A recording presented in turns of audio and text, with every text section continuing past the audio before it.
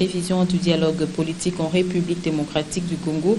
Le chef de l'État, Joseph Kabila Kabonga, a débuté hier, vous le savez, les consultations avec les représentants des forces vives de la nation.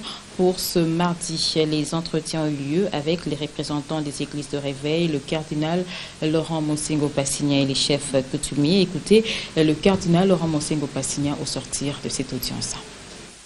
Président de la République, qu'est-ce qui a été le centre de votre entretien?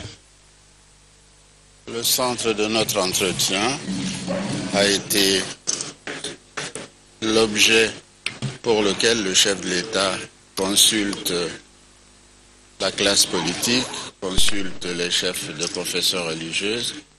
Et là, vous avez eu de toute façon hier la position déjà de la conférence épiscopale sur le dialogue. Faut-il un dialogue? En principe, le dialogue est l'objet de tous les jours. Il faut bien qu'il y ait un dialogue si l'on sait exactement ce que l'on veut.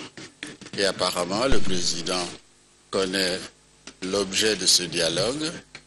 Moi, je dis, le dialogue est bon à condition que l'on sache exactement ce que l'on veut et que on ne déborde pas sur les délais constitutionnels. Avez-vous des assurances sur le respect des délais constitutionnels?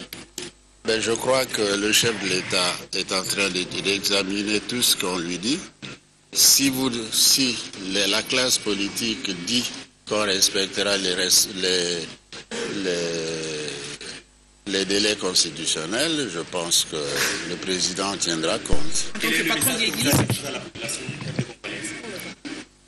Le message, c'est que le message est le suivant. Qu'il fasse confiance, on a encore le temps, d'ici vendredi, et on saura exactement ce que l'on fait. Retenez que hier, c'était le tour de l'église du Christ au Congo, l'église kimbanguiste, la conférence épiscopale nationale du Congo, la communauté islamique du Congo et l'armée du salut. On en parle avec Blaise Ndantolé.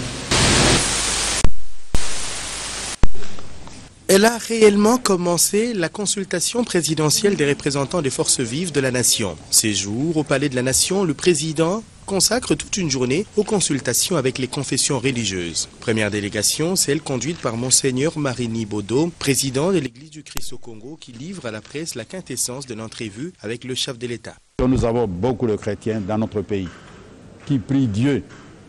Nous avons demandé à ce que tout le monde se mette à prier pour que nous ayons des élections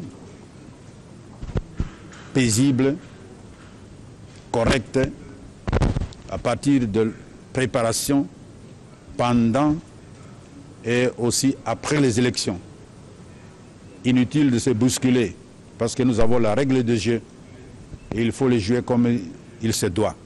Puis ce sera la délégation de l'église kimbanguiste conduite par le chef spirituel Simon Kimbangu Kiangani. À l'issue de l'entretien avec Joseph Kabila, il se dégage un message de paix. Mettre Dieu en avant-plan pour éviter des crises en République démocratique du Congo. À midi, arrive la délégation de la SENCO, conférence épiscopale nationale du Congo, conduite par Monseigneur Nicolas Djomo. L'église catholique estime que le dialogue est une voie royale et pacifique des règlements de conflits. Le porte-parole Santédi renchérit. Les évêques ont rappelé que, en fait, tout dialogue doit se faire dans le strict respect, dans le respect absolu des règles constitutionnelles et des institutions en place dans la République. C'est-à-dire, en d'autres termes, que tout doit se faire dans le respect de la Constitution et surtout des délais constitutionnels en ce qui concerne l'organisation des scrutins.